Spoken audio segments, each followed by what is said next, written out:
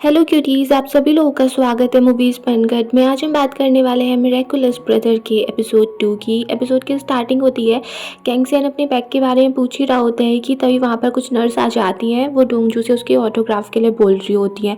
डोंगजू तो खुद उस टाइम बहुत ज़्यादा परेशान था और वो उनसे कहता है कि प्लीज़ मैं अभी बिजी हूँ। और फिर वो कैंगसियन को रूम में ले जाता है और उसको कहने लगता है कि मुझे पता है जो मैंने किया वो गलत था, मैं कुछ भी एक्सक्यूज़ दूंगा तो वो पूरा नहीं पड़ेगा, मगर मैं क्या करता।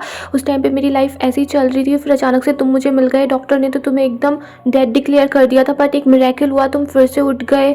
उस टाइम तो मेरा बिल्कुल ही दिमाग खराब था और मुझे एक चांस दिखा, मैंने उसको ले लिया। प्लीज़, जो मैंने किया वो बिल्कुल ठीक नहीं था, बट तुम मेरी बात तो समझो। सारे ह्यूमन बहुत ज़्यादा ग्रीडी होते हैं। और कैंगसेन कहने लगता है कि मुझे तुम्हारी बात समझ आ रही है, मैं समझ सकता हूँ, प्लीज़ इसलिए तुम इतनी टेंशन मत लो।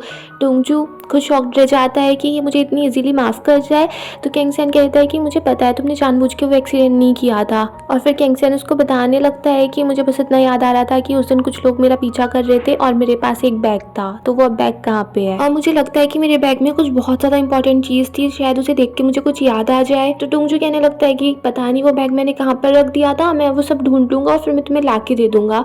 और दूसरी साइड दिखाते हैं उसके घर में एक इंट्रूडर घुस जाता है, वही जिसके हाथ पे निशान था, और वो उस बैग के सारे सामान को चेक करने लगता है। और फिर वो नॉवल तो वहीं पर रख जाता है, मगर और सारे सामान के साथ बैग को वहाँ से ले जाता है। दूसरी साइड हॉस्पिटल में कैंगसेन डोंगजू से बोल ही रहा था कि इतने में उसको किसी के इमोशंस फील होने लगते हैं। उसको बहुत ज़्यादा गुस्सा आने लगता है, उसको समझ नहीं आ रहा होता है क्या हो रहा है। और तभी एकदम से वो वहाँ से टेलीपोर्ट होके उन डॉक्टर के कैबिन में पहुंच जाता है जिन्होंने उसको ट्रीट किया था। और वहाँ पर वो उनका एक फ़ोटो देख लेता है जो उनकी फैमिली के साथ था, और उसको देख के भी उसको कुछ फील होने लगता है और उससे उसको बहुत ज़्यादा पेन हो रहा था, तो वो एकदम से बाहर आ जाता है। दूसरी तरफ डॉक्टर भी बहुत ज़्यादा पेन में थी। फिर दिखाते हैं डोंगजू कैंगसेन से आके पूछने लगता है कि तुम हो कौन, तुम अचानक से वहाँ से गायब हो कि यहाँ पर कैसे आ गए। उसकी बात सुन के कैंगसेन कहने लगता है मुझे भी तो यही जानना है, मैं कौन हूँ। कई बार मैं अपने आसपास के लोगों के पेन को फील करने लगता हूँ, वो मुझसे कुछ कहना चाहते हैं तो उस बात को मैं समझ जाता हूँ, और कई बार मैं बहुत ज़्यादा पेन में रहता हूँ। तो डोंगजू इसकी बात को बिलीव नहीं कर रहा था। फिर वो कहने लगता है कि चलो मैं तुम्हारी बात पे विश्वास भी कर लूँ, तो शायद उस दिन जो वो बिजली गिरी थी उसकी वजह से तुम्हें कुछ पावर्स मिल गई हो, मगर फिर तुम मेरा माइंड क्यों नहीं पढ़ पा रहे हो। तो शायद ये रूल होगा इस बात का भी कि तुम किस किस का माइंड पढ़ सकते हो, किसके इमोशंस फील कर सकते हो।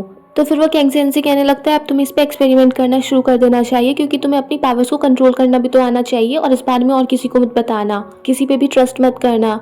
तो कैंगसेन कहने लगता है तुम पे भी मैं ट्रस्ट नहीं करूँ। तो डोंगजू कह देता है कि हाँ बिल्कुल नहीं करना है, ट्रू 100% नहीं करना है, क्योंकि जहाँ तक है मैं भी तुम्हारा यूज ही करूंगा, इसीलिए तुम ऐसे लोगों पे बिल्कुल भी विश्वास मत करना, ये वर्ल्ड बहुत ही ज्यादा स्कैरी प्लेस है। फिर कैंगसेन उससे कह देता है कि प्लीज कल को मेरा बैग ले आना, तुम्हें देख के मुझे मेरे बैग की याद आ जाती है।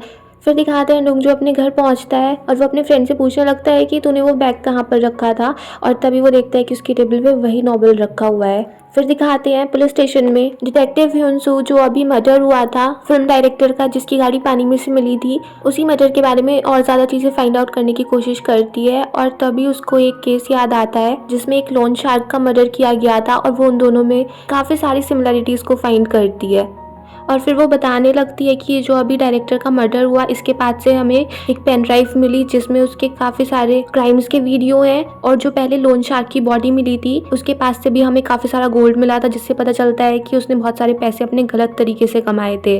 और दोनों के पास से ही हमें एक वुडन पीस भी मिला है, और दोनों मर्डर क्राइम सीन काफ़ी हद तक एक जैसे थे। तो और साइड डिटेक्टिव कहने लगते हैं सिर्फ एक कोइंसिडेंस भी तो हो सकता है, या कोई कॉपी कैट होगा। बट फिर ह्यून-सू उनको बताती है कि उस लोन शार्क की पॉकेट में से हमें एक फ़ोटो भी मिला था, और उस फोटो में जितने भी लोग थे वो काफ़ी ज़्यादा फेमस लोग थे और बहुत ज़्यादा अमीर। और जो वो डायरेक्टर अभी मरा था वो इन सब लोगों से मिला था मरने से पहले, बस एक प्रोफेसर सेंग से नहीं मिला था जो उस फोटो में थे, क्योंकि वो 7 सालों से गायब है। फिर दिखाते हैं डोंगजू उस नॉवल को देख ही रहा होता है कि तभी उसके पास म्यूंगसुक का फ़ोन आ जाता है। वो उससे कह देता है कि तुझे पता है तेरे नॉवल ऑफलाइन और ऑनलाइन दोनों में बेस्ट सेलर बन चुका है। उसको देख के डोंगजू कुछ ज़्यादा खुश नहीं था, तो म्यूंगसुक कहने लगता है तुझे थोड़ी खुशी जाहिर नहीं करनी चाहिए, आज शाम को हम पार्टी रख रहे हैं, वहाँ पर आ जाना। बट डोंगजू मना कर देता है कि मैं नहीं आ रहा।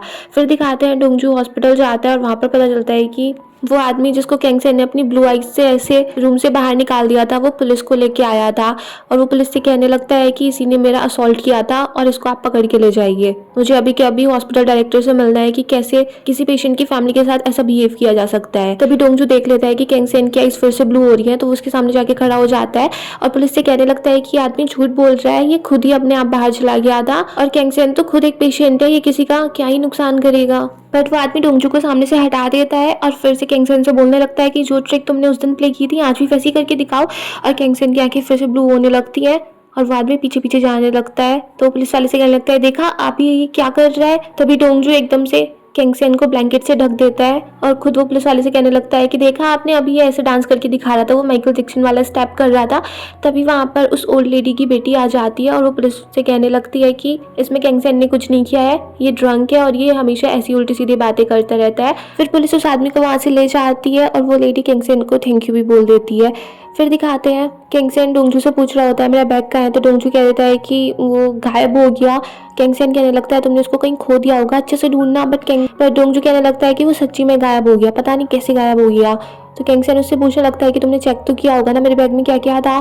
तो डोंगजू उसको बताने लगता है कि ऐसी कोई खास चीज़ें नहीं थी, एक उसमें कैसेट प्लेयर रखा हुआ था, एक अजीब सा स्टोन था और वो कैसेट प्लेयर तो इतनी पुरानी चीज़ थी, वो तुम्हारे पास कैसे आई, तुम्हें पुरानी चीज़ें ज़्यादा पसंद नहीं गया। तो कैंगसेन कहने लगता है म्यूजिक सुनने के लिए रखा होगा वो। तो डोंगजू कहता है कि तुम म्यूजिक उसमें सुनते थे, ऐप पे नहीं सुनते थे। तो कैंगसेन कहने लगता है ऐप क्या होती है। तो डोंगजू उसको देख के कहने लगता है कि तुम ये सारी चीजें भी भूल चुके हो क्या। तभी फिर से कैंगसेन को कुछ इमोशंस फील होने लगते हैं और दूसरी तरफ दिखाते हैं वही डॉक्टर एक पेशेंट को देख रही होती है। फिर दिखाते हैं डिटेक्टिव ह्यूनसू और डिटेक्टिव ली एक क्लब में जाते हैं उसकी ऑनर से मिलने के लिए, क्योंकि वो भी उन 4 अमीर लोगों की बहुत अच्छी फ्रेंड थी और वो उससे डायरेक्टर के बारे में बात करने लगती हैं। वो बता देती है कि उस दिन वो काफ़ी ज़्यादा ड्रंक थे, तो हमने ही उनको यहाँ से सेफली उनकी गाड़ी में भिजवाया था। और फिर ह्यूनसू उनको वो लकड़ी के टुकड़े भी दिखाने लगती है जो दोनों की डेड बॉडी से मिले थे, कि शायद उसको इससे कुछ याद आए। मगर वो कहती है कि नहीं, इन सब चीज़ों को तो मैं बिल्कुल भी नहीं जानती हूँ।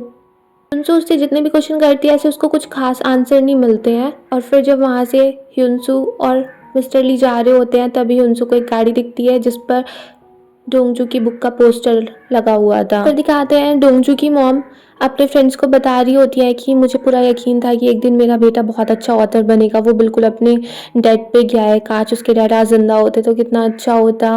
और फिर वो उनको डोंगजू की बुक भी देती है कि ये आजकल मिलना बहुत ज़्यादा मुश्किल है।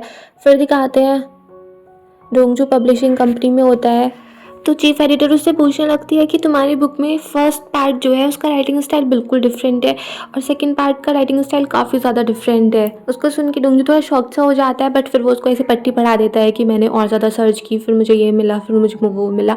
उसके बाद म्योंगसुक डोंगजू से बोलने लगता है कि अब मुझे सारी चीज़ें तुझे फिर से सिखानी पड़ेंगी क्या, तेरा नॉवल इतना हिट गया है तो मुझे एक बार थैंक यू तो बोल ही सकता है। और अगर थैंक यू भी नहीं बोलता तो आजकल तो इतना सैड सा क्यों लग रहा है, थोड़ा हैप्पी भी रहा कर।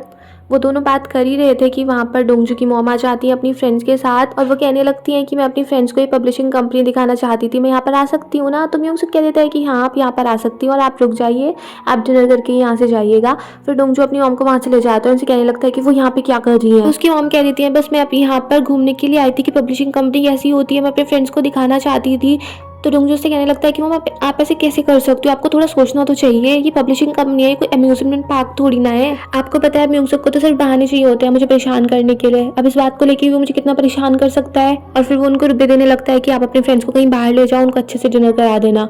तो उसकी मॉम उसके पास उन्हें कहने लगती है कि तुझे मेरी वजह से शर्म आ रही है। तो डोंगजू कहने लगता है कि नहीं मॉम बात ये नहीं है। तो उसकी मॉम कहती है कि बस मैं अपने फ्रेंड्स को दिखाना चाहती थी कि मेरा बेटा अब कितना अच्छा काम कर रहा है, मैं सबको शो करना चाहती हूँ कि अब मेरा बेटा कितना अच्छा ऑथर बन चुका है, उन सबको शो करने के लिए मैं यहाँ पर आई थी। और फिर वहाँ से जाने लगती है तो डोंगजू कहता है कि मॉम मैं आपकी वजह से एम्बेरस नहीं हूँ, मैंने ऐसे ही बहुत सारे काम कर रखे हैं जिनकी वजह से मैं काफ़ी ज़्यादा पहले से ही एम्बेरस्ड हो चुका हूँ, तो आप यहीं पे डिनर पे रुक जाओ। और फिर दोनों हैप्पी हैप्पी हो जाते हैं। दूसरी साइड दिखाते हैं हॉस्पिटल में कैंगसेन को फिर से बहुत ज़्यादा पेन सा होने लगता है और वो देखने लगता है कि डॉक्टर ली उस पेशेंट के एक इंजेक्शन लगाने वाली है जिससे वो मर जाएगा। और फिर कैंगसन सोचने लगता है कि वो ऐसा नहीं होने देगा और वो एकदम से स्टॉप बोलता है और सच्ची में सारी चीज़ वहाँ पर स्टॉप हो जाती है, टाइम वहीं का वहीं रुक जाता है और फिर वो टेलीपोर्ट होके उस पेशेंट के रूम में पहुँच जाता है जहाँ पर डॉक्टर ने उसको वो इंजेक्शन लगा ही दिया था। और फिर वो आके डॉक्टर का हैंड टच कर लेता है और साथ में पेशेंट का भी हाथ पकड़ लेता है और फिर दोनों साइड से ब्लू सी लाइट निकलने लगती है और फिर दिखाते हैं इसी पेशेंट ने डॉक्टर ली के हस्बैंड का मर्डर किया था, इसीलिए डॉक्टर ली इतनी ज़्यादा पेन में थी। और फिर वहाँ से एक ब्लैक स्मोक से भी निकलने लगती है और वो सारी उस पेशेंट के अंदर चली जाती है और फिर जो टाइम स्टॉप हुआ था वो एकदम से सब बिल्कुल स्टार्ट हो जाता है और फिर डॉक्टर भी देखने लगती है कि अभी क्या हुआ। वो जितना पेन फील कर रही थी, जितना सब कुछ उन्हें दुख था, वो सब चला गया है और वो जो पेशेंट था वो एकदम पागल सा हो जाता है। वो कहने लगता है कि प्लीज़ इस सब चीज़ों से मुझे बाहर निकालो। तभी वहाँ पर एक पुलिस वाला आ जाता है जो उसको गार्ड कर रहा था और पुलिस वाले को देख के डॉक्टर कह देती है कि मैं अभी इस पेशेंट की डॉक्टर इंचार्ज को बुलाती हूँ और फिर वो वहाँ से कैंगसन का हाथ पकड़ के ले जाती हैं। फिर डॉक्टर ली कैंगसन से पूछने लगती है कि तुमने ऐसे कैसे किया। मुझे फील हो रहा था कि मेरे सारा पेन, मेरे सारे दुख दर्द उस आदमी के अंदर जा रहे थे। कैंगसन कह देता है कि मुझे खुद नहीं पता, बस मुझे ऐसा फील हुआ कि मुझे ऐसा कर देना चाहिए था एक बार के लिए। तो मैं उसको मारने की कोशिश भी कर रहा था, मैं एक मॉन्स्टर हूँ। बट डॉक्टर कह देती है कि तुम एक मॉन्स्टर नहीं हो, तुम एक सेवियर हो, तुमने मुझे बचाया है और ये जो तुम्हें पावर्स मिली हैं ये किसी ना किसी वजह से ही मिली होंगी। दूसरी तरफ दिखाते हैं डोंगजू म्योंगसुक के साथ क्लब में होता है, वो लोग पार्टी कर रहे होते हैं।